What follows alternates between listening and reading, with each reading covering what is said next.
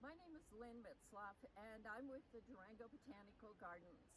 And I'm in charge of the garden maintenance team, and we are responsible for maintaining this entire garden, uh, all the way from up there, all the way down to there. And we've been working hard all summer, but now it's time to put the garden to bed. So we've got several things that we feel are most important to do.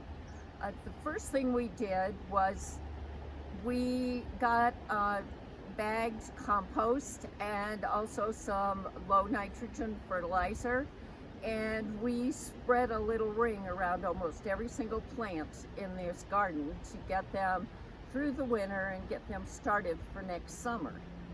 The next thing we're doing is we're starting to deep water.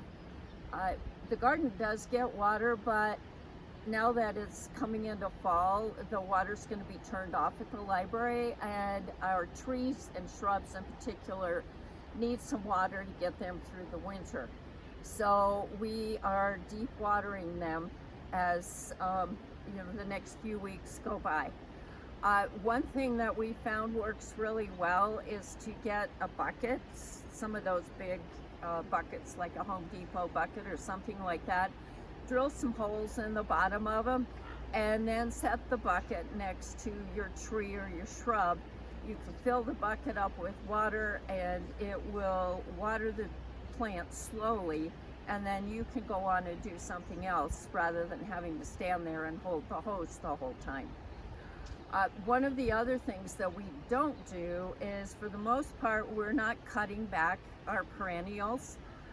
Perennials generally will die back to the ground and then keep the plant going over the winter through the roots and the crown that are under the ground. But various sources have suggested that leaving the stems and the dead leaves and that sort of thing really help the plants through the winter. So we are leaving most of the tops of the plants, and it will be next spring before we will cut those back.